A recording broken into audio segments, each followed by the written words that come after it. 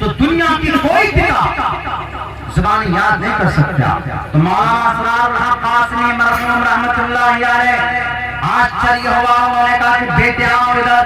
उस बच्चे को सामने लाया और 3 महीने में पूरे कुरान को 3,22,000 अल्फाज को उस बच्चे ने सीने में महफूज किया। 30 चैप्टर 30 पारों को। और कौन सी किताब याद की जा सकती? मैं अगर एक मंत्र याद करता हूं तो मुझे 1 हफ्ता लग जाते हैं। अभी पर्दे के ऊपर 1 मंत्र 2 मंत्र हमने याद किया, मुझे कम से कम 1.5 से 2 हफ्ते लगे। क्यों? संस्कृत जुबान में बहुत हार्ड लैंग्वेज है। यत्र नारयस्तु पूजन्ते रमन्ते तत्र देवता तत्र तास्तु न पूजन्ते न रमन्ते न तत्र देवता। और आगे बयान किया पितृभिः भ्रातृभिश्चेता इन पतिर्भिः देवरस्सत पूजन्य। इसका एक्सप्लेनेशन करता हूं। क्या है इसमें? इसमें औरत की इज्जत की बात कही गई कि औरत को इज्जत दीजिए, औरत का सम्मान कीजिए। अगर औरत को सम्मान दोगे, रमैया वतावला, ओहो कहेंगे मौलाना गाना गाए। गाना नहीं है ये, इस मंत्र को समझाने के लिए बोल रहा हूं मैं।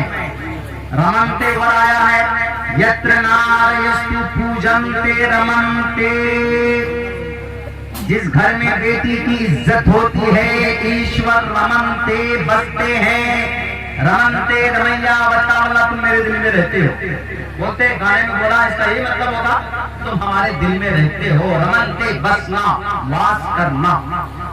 और जिस घर में बेटी की इज्जत नहीं होती है, यत्र तास्तु न पूजन्ते न रमन्ते न तत्र देवता। देवता उस घर में बसते ही नहीं जिसमें बेटी की इज्जत नहीं होती। अब भारत जैसी जगह में, चाहे बिहार हो, महाराष्ट्र हो, कर्नाटक हो, उत्तर प्रदेश हो, कहीं पर भी हो, एक घर है, एक घर है। मुस्लिम बेटी हो, रबिया हो, वो चाहे वो क्या बोलते हैं वहाँ मथुरा हाथरस की वो मनीषा हो, हैदराबाद की डॉक्टर कल्पना हो, कोई भी हो, या दिल्ली की निर्भया हो, ये समाज की बेटी है। हिंदू मुस्लिम बाद में, समाज की बेटी पहले है। हमारा इंसान पहले नंबर पे। अन्नल इबाद कुल्लुहुम इख्वा, हम सब भाई पहले हैं। अल्लाह के नबी ने फरमाया हम सब तमाम के तमाम बंदे भाई। अन्नल इबाद कुल्लुहुम इख्वा, सब के सब भाई हैं। टोटल मानव जाति जितने भी मानव हैं धरती के ऊपर, सब के सब आदमी हैं। सब के सब एक माँ बाप के कोख से पैदा हुए। अगर कोई पूजा करेगा, अगर वो सही होगा तो वो स्वर्ग में जाएगा। और अगर कोई मुसलमान होगा, वो सच पर होगा, हकीकत पर होगा, तो वो जन्नत जाएगा। तुम कौन होते हो जन्नत जहन्नम भेजने वाले? तुम कौन होते हो ये फैसला करने वाले कि तुमको ये करना है, तुमको ये नहीं करना? देश को ठोकरा करते हैं वो लोग जो बोलते हैं कि तुमको ये करना, ये नहीं करना। तुम संविधान से बढ़ गए, कानून से तुम बढ़ गए, आगे निकल गए, ईश्वरीय ग्रंथ से तुम बढ़ गए। ईश्वर के ग्रंथ को नहीं मानोगे। सुनो ढोंगी लोगों, ढोंगी धार्मिक बात करने वालों, धार्मिक इंसान वही होता है जो अपने धर्म के अनुसार, अपने ईश्वरीय ग्रंथ के हिसाब से अपनी जिंदगी गुजारता है और किसी को तकलीफ नहीं देता है। किस धर्म के अंदर तकलीफ की बात कही गई? इस्लाम में या हिंदू धर्म में? बताओ मुझे। कहीं नहीं कही गई है कि तुम किसी इंसान को, किसी मानव को, या किसी बेटी को, या किसी लिबास की वजह से किसी को तकलीफ दो। किसी भी ग्रंथ में ये बात नहीं कही। साफ लफ्जों में गीता कहता अहिंसा सत्यम करो दस्तयागा शांति रपैशनम दया भूलेश्वर रूप कमल हीर चापला। कुरान कहता इन्नमल मुमिनून इख्वा, अल्लाह के नबी फरमाते हैं अन्नल इबाद कुल्लुहुम इख्वा, सबके सब भाई हैं। इस देश में, पूरी दुनिया में सबके सब एक माँ बाप के संतान। या अय्युहन नास इन्ना खलकनाकुम मिन ज़करिन व उन्सा, तुमको एक माँ के कोख से और एक बाप के जरिए से दुनिया में भेजा है। किस वजह से लड़ रहे हो? गद्दी की वजह से लड़ रहे हो। कभी पिक्चरें बनाकर नफरत फैलाने की बात करते हैं और कभी टोपी और दाढ़ी के नाम पर नफरत की बात करते हैं। कभी कुरान करीम पर इल्जाम लगाते हैं कि ये कुरान जनाब ऑर्डर की किताब है, ये कुरान नमाज की किताब है, ये कुरान ज़कात की किताब है, ये कुरान करीम तो सिर्फ कहते हज की किताब है, रमजान में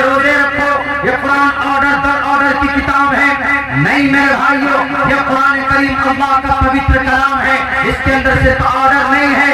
आपको क्या चाहिए जो कुरान में नहीं है? बताते हैं कि दुनिया के अंदर सबसे पहले कारतूस का इजाद कहां से हुआ? आप कहेंगे कि जनाब चाइना वालों ने किया। नहीं, सबसे पहले कारतूस, सबसे पहले गोली जो बंदूक में डालते हैं और फिर हमारे सेना और हमारे जो सुरक्षा कर्मी हैं, हमारे पुलिस डिपार्टमेंट के लोग हैं, वो अपनी दुश्मन से अपने देश की रक्षा के लिए उस गोली का इस्तेमाल करते हैं। इस गोली का वजूद कहां से मिलता? इसी कुरान करीम से मिलता है। देखिए अब्राहा की जिंदगी को उठाकर सूर्य अलम तरा कैफ पढ़िए, अलम तरा कैफ क़ाल रब्बुका बि अस्हाबिल फील अलम यजअल कैदहुम फी तज़लील व अरसल अलैहिम तैरन अबाबिल तरमीहिम बिहिजारतिन मिन सिज्जील फजअलहुम कअस्फिन माकूल। अबू दाऊद की रिवायत में दो कंकरी, इतनी छोटी छोटी कंकरी, वो एक मस्जिद को मिटाने के लिए आए थे। दो कंकरी एक चोंच में और दोनों हाथों दोनों पैरों के जरिए से दबाकर, और वो कंकरी कितनी बड़ी थी? कल आदत मसूर की दाल की बराबर। बताओ दुनिया वालों, अमेरिका वालों, है तुम्हें हिम्मत जो मसूर की दाल के बराबर कोई गोली बनाकर दिखा दो? वो गोली 1450 साल पहले अब्राहा जैसे राक्षस का अगर दमन किया था, अगर खात्मा किया था, तो उन तैरन अबाबील के जरिए से जो एक मस्जिद को उठाने के लिए चले थे, उन तैरन अबाबील के जरिए, दो कंकरी के जरिए से पूरी बातिल साम्राज्य का खात्मा कर दिया। सर पे लगता था वो पत्थर, वो कंकरी सर पे लगती थी, वो फौरन निकल जाती थी नीचे। जैसे AK-47 में 315 का कारतूस जब घुसता है तो छोटा सा सुराख होता है, लेकिन जब बाहर निकलता है तो बहुत बड़ा सुराख हो जाता है। हमने सुना है, देखा नहीं, प्रैक्टिस नहीं किया है, तो आपको भी नहीं करना। तो मैं ताकत को समझाने के लिए बोल रहा हूँ। ऐसी जैसे गिलेरी सीता मैया को बचाने के लिए चले थे, कहाँ? श्रीलंका में जो वो है, वो क्या बोलते हैं, पुल, श्रीलंका जाने के लिए जो रास्ता है, वो पुल को कौन बनाया? तारीख की किताबों में ये बात लिखी थी कि उसको एक गिलेरी ने और श्री रामचंद्र जी के अनुयायी ने, मानने वालों ने, किस लिए? सीता मैया की इज्जत खतरे में है, रावण के कब्जे में है। अब उनकी इज्जत को बचाने के लिए अकेले बेचारा हनुमान क्या करें? अकेले तो हनुमान कुछ नहीं कर सकते, लेकिन उन्होंने नाक में जरूर दम कर दिया था राक्षस रावण का। लेकिन अब फौज की जरूरत थी, तो फौज कैसे जाए? वो तो एक टीले पे, वो तो आइलैंड पे है, बीच में समंदर है। तो श्री रामचंद्र जी ने सबसे कहा, जानवरों से, गाय बैल भैंस चरिंद परिंद सबसे लोगों से कहा कि चलो बांध बांधना है। क्यों बांधना है जी? सीता मैया की जिंदगी खतरे में है। अब एक औरत की जिंदगी, एक औरत की इज्जत होती है, उस औरत का तो सब कुछ उसकी इज्जत है, उसकी आबरू है। अब वहां श्री रामचंद्र जी ने ऐलान किया, सबके सब आ गए, पत्थर लेकर, गधा अपने पीठ पे पत्थर ला रहा है, डाल रहा है, घोड़े अलग से ला रहे हैं, चरिंद परिंद अलग से ला रहे हैं। उसमें एक छोटी सी जानवर गिलेरी, कितने छोटे, जितने से जानवर है गिलेरी, वो भी अपने मुंह में चोंच में एक छोटी सी कंकरी लेकर के आ रहे। रामचंद्र जी ने पूछा, गिलेरी, अरे ये तुम्हारे पत्थर से तो 5 साल में ये पूरा समंदर में भरने वाला है, क्यों ला रहे तुम पत्थर? उसका जवाब सुनो। मैं इस गिलेरी का जवाब सुनाना चाहता हूँ कर्नाटक के हमारे नौजवान साथियों को, जिन्होंने पर्दे का विरोध किया। ये तो खूबसूरती है ना देश की। कोई पर्दे में रहना चाहे तो रहे, कोई बाल खोलकर चलना चाहे तो खोल के चले, लेकिन इस्लाम में बाल को ढांप कर, चेहरे को ढांप कर, कोई पराया मर्द किसी को न देखे, अपनी इज्जत की हिफाजत के लिए वो करते हैं। और कोई मकसद नहीं होता, और कोई मकसद ही नहीं होता, बस यही मकसद होता। तो श्री रामचंद्र जी ने कहा कि गिलेरी, किस वजह से तुम अपने चोंच में ला रही है पत्थर? इस पत्थर से तो कुछ भी नहीं होने वाला। तो उन्होंने कहा कि भगवान मर्यादा पुरुषोत्तम, मैं इसलिए ला रहा हूँ ये पत्थर अपनी चोंच में, इसलिए लेकर मैं बात को लादना चाहता हूँ। कल चलकर ईश्वर महाप्रलय के बाद अगर पूछे हमसे परमात्मा, क्या गिलेरी बता, तुम्हारे नजर के सामने सीता की इज्जत खतरे में थी तो तुमने क्या किया था? मैं जानती हूँ इस बात को कि मेरी एक पत्थर से, एक कंकरी से इस समंदर में बात नहीं बांधा जा सकता, लेकिन मैं कल क़यामत में महाप्रलय में जब परमात्मा पूछेंगे, जब ईश्वर पूछेंगे, जब ब्रह्मा पूछेंगे, जब विष्णु शिव पूछेंगे, जब हरि पूछेंगे, जब पूरे संसार का मुसब्बिबुल असबाब, जब वो पालनहार पूछेगा, तो उस वक्त कह पाऊंगी मैं, हे परमात्मा, मैं कुछ तो नहीं कर पाया, लेकिन उनको बचाने के लिए जो बांध बांधा जा रहा था, उससे मैंने भी कुछ छोटे छोटे कंकरी डाले थे, यानी ताकि उंगली कटाकर शहीदों में नाम लिखाने की कोशिश की जा रही थी, ताकि हमारी सीता की इज्जत खतरे में थी। अगर पूछेगा परमात्मा कि सीता की इज्जत खतरे में थी, समाज की बेटी की इज्जत खतरे में थी, तो तुमने कोई कुर्बानी, तुम्हारा कोई योगदान था? तो मैं कह सकूं ईश्वर के सामने कि हाँ सर, हमसे जो हो सका हमने मेहनत की थी। वहां मैं ये ना कह पाऊं, वरना सवाल करेगा कि गिलेरी, तेरे अंदर कंकरी लाने की ताकत थी, बेटी की इज्जत बचाने की ताकत तुमने थी, तुमने कोई मेहनत का प्रयास किया कि नहीं किया? तुम्हें क्या जवाब दूंगी? कर्नाटक के नौजवानों बताओ, गिलेरी सीता मैया की इज्जत बचाने के लिए मेहनत कर रही है, और आप आज कर्नाटक के अंदर अपने डुप्लीकेट खुदाओं को खुश करने के लिए, देश के गद्दारों को खुश करने के लिए, संविधान को तोड़ने के लिए, आज अपने खुदाओं को खुश करने के लिए बेटी की पर्दे का विरोध करते हो। शर्म आनी चाहिए आपको, ऐसा नहीं होना चाहिए। पर्दे का जिक्र कुरान में भी है तो वेद में भी, साफ दोनों जगह। हमने एक मंत्र पढ़ा भी, पहले कुरान पढ़ता हूं। कुरान में अल्लाह ने बयान किया, या अय्युहन नबी कुल लिअज़वाजिका व बनातिका व निसाइल मुमिनीन युदनीना अलैहिन्ना मिन जलाबिबिहिन्ना। अल्लाह के नबी से अल्लाह ने फरमाया, ए अल्लाह के नबी, आप अपनी बीवियों को, बेटियों को, मुस्लिम मोमिना औरत को ये कहिए कि घूंघट करें, घूंघट करें। क्यों? उनकी शक्ल, उनकी चेहरे की खूबसूरती किसी पराये मर्द को दिखनी नहीं चाहिए, क्योंकि खूबसूरती दिखती है तब ना हमारे नौजवान उल्टी सीधी हरकतें करने लगते हैं। ओहो क्या माल है, पीछे लग जाते वो बोलते जो छिछोरे होते, और जब पूरा सर ढका हुआ रहेगा तो माल है, मटीरियल का पता ही नहीं चलेगा। एक वाकया मशहूर है कि एक लड़का ऐसे का मन चला बैठा हुआ, एक बुर्के के अंदर एक औरत जा रही थी, पीछे हो लिया, पीछे कि हाँ किसी तरीके से नंबर ले लूंगा, उस जमाने में तो नंबर होगा ही, नाम हम पूछने के लिए जा रहा होगा। पीछे पीछे जूने गया, जाते जाते उसके बाद औरत देख ली कि हाँ ये मेरे पीछे आ रहा है, कुछ पूछा होगा, नाम वाम पूछा होगा, तो उस औरत ने कहा कि बेटे मेरे पीछे मत आओ, मैं उस लेवल की नहीं हूँ, यानी मैं बूढ़ी हूँ, मैं तुम्हारे माँ तुम्हारे दादी क्यों नहीं। उसको फिर भी वो नहीं हुआ, उसने सोचा कि नहीं कंफ्यूजन है, फिर भी पीछे चलता रहा कि मैडम जरा नंबर दे दीजिए, मैडम जरा घर का नंबर दे दीजिए, मैडम कभी कभी याद कर लेंगे। उसने जब जैसे कपड़ा उठा के देखा तो वो बेचारी बूढ़ी औरत, और वहां से जो भागा है बताइए। आपके पर्दे की वजह से आपकी खूबसूरती, आपकी शक्ल जो भी है वो महफूज रहती है। अब यहीं पर जींस स्कर्ट पहना दीजिए,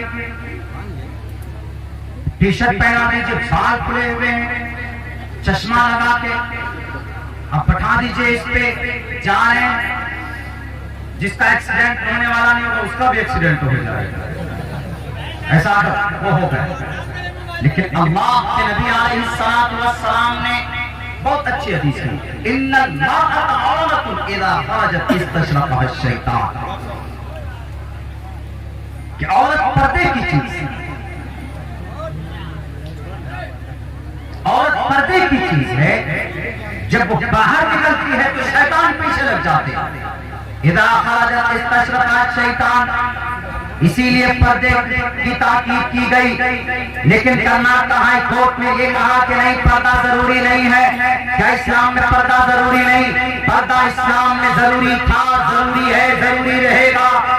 आपके डिसीजन से, आपके फैसले से तमाम मुस्लिम कम्युनिटी पूरी दुनिया के डिसएग्री करते हैं, हम इत्तेफाक नहीं रखते आपके इस फैसले से, क्योंकि आपने कहा कि पर्दा जरूरी नहीं है। मैं बताता हूँ कुरान में पर्दा जरूरी है। कुरान में क्या बयान किया? या अय्युहन नबिय्यु कुल, कुल क्या है? अम्र है। अम्र किस पे दलालत करता हमारे नौजवान तालिबे इल्म है, उलमा किराम मौजूद, जब करीने से खाली हो उम्मन अम्र वजूद पर दलालत करता है कि नहीं करता। कुल्ली अस्बाज ऑर्डर तो अपनी बीवियों को दूसरी आयत में बयान करता है अल्लाह, वक़रना फी बुयूतिकुन्ना, कहो अपनी बेटियों से वक़रना रहे, घर में रहो ऑर्डर, इस ऑर्डर यहाँ पर भी वजूद पर दलालत है। दूसरी आयत लीजिए, दूसरी आयत में कुल्ली मुमिनात, कहिए मुस्लिमा मोमिना औरत से ऑर्डर दीजिए, यहाँ पर भी वजूब है। कौन बोलता है कि कुरान करीम में जरूरी नहीं करार दिया गया पर्दे को? एक वो बेलगाम घोड़ी, वो न्यूज के, वो टीवी के, वो न्यूज, वो टीवी चैनल के स्टूडियो में बैठकर ये बोलती है कि इस्लाम में कुरान में लफ्ज हिजाब तो आया ही नहीं। अरे बेवकूफ, उठाओ अठारहवें पारे और कुरान करीम की दूसरी जगहों को फस्अलू मिन वराइल हिजाब, that is a word has been written in the book of the Quran, Quran में लिखा हुआ है। पढ़ो पहले, अपने दादाओं को खुश करने के लिए, रात दिन उनकी चापलूसी करने के लिए, चापलूसी उनके तलवे चाटने के लिए तुम्हारे पास टाइम नहीं होते, तुम क्या पढ़ोगे? कुरान में ऑर्डर है, 70 हदीस ऐसी है जो कुरान, जो पर्दे की, हिजाब की वजूब पर और उनकी फर्जियत के ऊपर दलालत करती है। वो अलग बात है कि हम मुस्लिमा मोमिना औरतें 5% है जो पर्दा करती, लेकिन हमारे अमल की वजह से हाई कोर्ट को यह फैसले मौका मिल गया कि मुस्लिमा अगर पर्दा जरूरी होता तो मुस्लिम औरतें पर्दा करती सब, लेकिन 5% कर रहे हैं, तो इसका मतलब ये है कि पर्दा जरूरी नहीं है। ऐसा होगा? बिल्कुल नहीं हो सकता। नमाज फर्ज है, कितने लोग नमाज पढ़ते हैं? 10%, बाकी 90% गैर नमाज ही नहीं जानते। हमारे नौजवान तो जानते ही नहीं।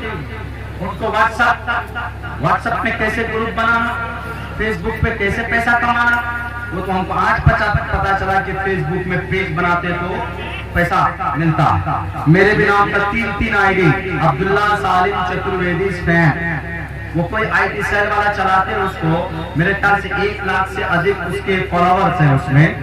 तो हमने कहा कि इसमें पैसा मिल रहा होगा, बोला कि मुजाहिद भाई बोले कि इसमें कम से कम 50,000 से ऊपर के ऊपर पैसे कमाते होंगे। जैसे हमारे यूट्यूबर हैं, ये सारे साथी हैं, मेहनत कर रहे हैं। अगर खलूस है कि नहीं इशाअत इस्लाम के लिए कर रहे तो ठीक, बाबू अगर पैसा कमाने की नीयत है तो मैं तो दुआ करूंगा कि तुम्हारा वीडियो बेकार है। हाँ, ये नियत रख के आप लोग अच्छा कर। मैं ही सपोर्टर हूँ आप लोगों का। देखो कहीं पर भी अगर कोई मीडिया या यूट्यूब के खिलाफ बोलता है तो मैं सपोर्ट करता हूँ। Deeds will be judged by the action।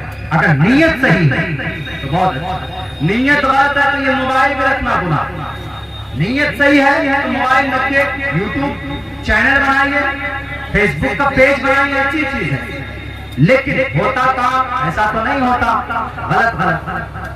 एक बारीकी बता देंगे हमारे नौजवान कि कैसे पेज बनता है, कैसे ग्रुप बनते हैं और कैसे रिपोर्ट मारा जाता है, कैसे ब्लॉक किया जाता है, सब जानेंगे। लेकिन इनसे पूछ लीजिए कि वजू में कितने फराइज हैं, कोई कहेगा 18। गुस्ल में कितने फर्ज हैं, कोई कहेगा 12।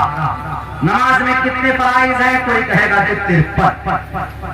ऐसे कलीमा 3 अल्फाज में उर्दू में है कि अरबी में? तो हमारे कुछ नौजवान साहब कहेंगे, कुछ तो कहेंगे कि उर्दू में है, कुछ कहेंगे हाँ अरबी में है। मेरे भाइयों, हमारे अमल की वजह से दूसरों को मौका मिलता फैसला करने का। हम नमाज नहीं पढ़ते हैं तो कुछ दिन के बाद ये कहेंगे कि अगर नमाज जरूरी होती तो सारे मुसलमान पढ़ते, लेकिन नमाज जरूरी है कि नहीं? पूरी दुनिया के इंसान एक तरफ, पूरी दुनिया के मुसलमान एक तरफ नमाज न पढ़े। कुरान करीम का अटल फैसला है, कुरान में जो ऑर्डर, नमाज पूरी दुनिया के मुसलमान न पढ़े, नमाज का ऑर्डर बदल नहीं सकता। ज़कात मुसलमान न निकाले, ज़कात का ऑर्डर बदल नहीं सकता। मुसलमान 30 दिन के रोजे न रखे, जैसे आजकल का नौजवान नहीं रखता है। हमारे करीबी रिश्तेदार हैं, उनसे पिछले साल मैंने पूछा कि तुम रोजा क्यों नहीं रखते हो? मास्टर साहब, बड़ा मौलाना, सेहत में कमजोरी आ जाएगी, 30 दिन के रोजे कैसे रखें? हट्टा कट्टा जवान रोजा नहीं रखता। अगर कोई मुसलमान रोजा न रखे क्या रोजे की फर्जियत खत्म हो जाएगी? अगर आज आज की तारीख में सूद आम है। अगर सूद खाता है पूरी दुनिया का मुसलमान तो क्या सूद जायज हो जाएगा? क्या सूद जायज कर दिया जाएगा? कभी नहीं किया जा सकता। अगर हमारी समाज की मोमिना औरतें 5% अगर पर्दा करती है और बाकी 95% नहीं करती तो क्या 95% को देखकर वजूब जो पर्दे की वजूब है क्या इसको साबित किया जा सकता है? बिल्कुल नहीं किया जा सकता। अल्लाह तबारक व तआला का कानून, अल्लाह कहता है अल-यौमा अकमलतु लकुम दीनकुम व अतममतु अलैकुम निअमती व रज़ीतु लकुम अल-इस्लाम दीना। इस दीन को हमने मुकम्मल कर दिया। जो ऑर्डर हमने नाफिज किया कोई माए कलाम नहीं बदल सकता। अरे अल्लाह के नबी नहीं बदल सकते, उलमा नहीं बदल सकते।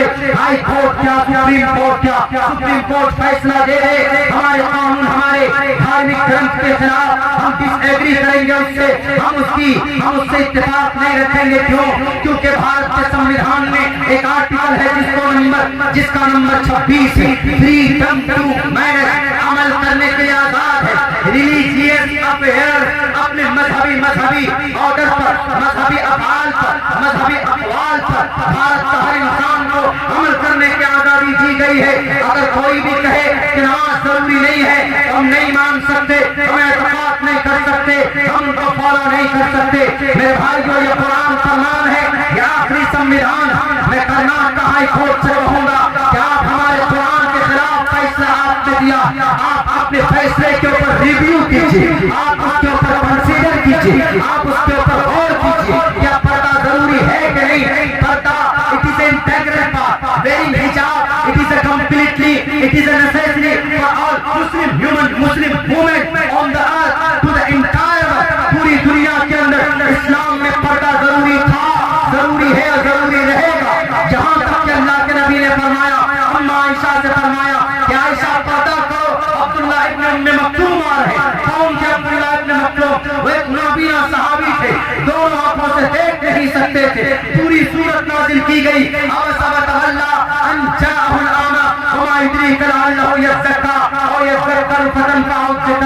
वो नाबीना सहाबी, उनकी मकाम और फजीलत इसी सूरत से आप लगा सकते हैं कि नाबीना सहाबी नहीं देख सकते। अम्मा आयशा से अल्लाह के नबी फरमाते हैं कि पर्दा करो, हज़रत अब्दुल्लाह आ रहे हैं। उन्होंने कहा कि तू नाबीना है, कैसे देख सकते?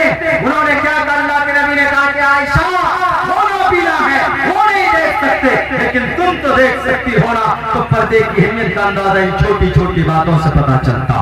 और फिर पर्दा सिर्फ कुरान में नहीं, वेदों में भी, जो भाई हमारे एतराज करते हैं उनकी किताबों में अधे पश्यस्तिमो परिसंतरम पादको हरमाते कौशल्पको हेमाओ पैरों को समेट कर चलो, छन छन पायल की आवाज नहीं होनी चाहिए, माते कौशल्पको। मेरे भाइयों, बताइए इस कुरान पर एतराज और इल्जाम कि नहीं जी आपके कुरान का आदेश है। कुरान में ऐसी कौन सी बात है जो दुनिया के और ग्रंथ में नहीं है? हम सामने लाएंगे, आप भी आ सकते हैं, याद कीजिए। अगर कोई बोलता है कि जनाब आपके कुरान में कट्टरता है, ये जो बच्चों ने याद किया है, ये बच्चे याद करके कुरान में जो कट्टरता वैसी बन जाएंगे। कुरान में कट्टरता नहीं, कुरान में सॉफ्ट ऑर्डर, नर्म दिल है, मोहब्बत है, प्यार है। कुरान में क्या सबसे पहला कुरान ये कहता कुल हु अल्लाहु अहद, इस्लाम का बेसिक फंडामेंटल क्या? कुल हु अल्लाहु अहद अल्लाहुस समद लम यलिद व लम यूलद। यही है, अल्लाह एक है। क्या इसको मानना पाप? अगर इसको मानना पाप होता तो आरोप उपनिषद का मंत्र गलत होता। नतस्य कच्चित पतरस्ती लुके नचिस्ताने वच्चितिस्य लिंगम सकार न करना दीपादिपो नचास्य कच्चित जनिता नचादिपा है, मंत्र है जो मतलब सूरह इखलास का, वही मतलब इस उपनिषद का।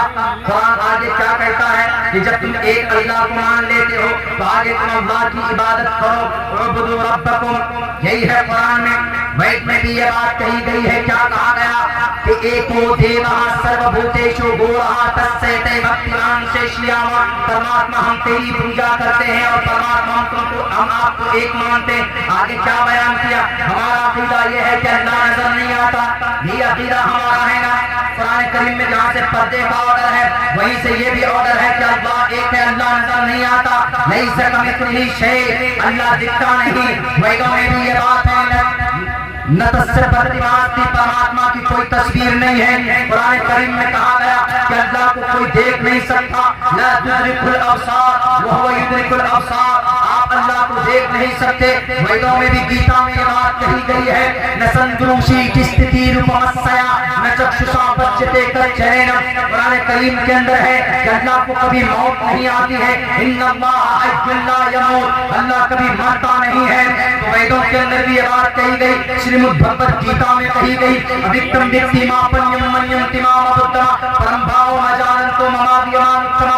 बताइए सेम माना है कि नहीं? कहां से प्रूफ चाहते हो? क्या चाहिए आपको वेदों में, क्या चाहिए आपको बाइबल में? जो कुरान करीम में है वो दुनिया के और ग्रंथों के अंदर मौजूद है। अल्लाह तबारक व तआला ने 5000 साल पहले आपके पुराने शास्त्रों के अंदर बयान कर दिए। कुरान करीम में है ये फाइनल संविधान, अल्यौम अकमलतु लकुम दीनकुम, इसको मानना ये आखिरी संविधान है। क्या वेदों में नहीं है? यज्ञम यमर्चुचाम यमं सतततुतो निवोति कवरितं पूर्वियं गतं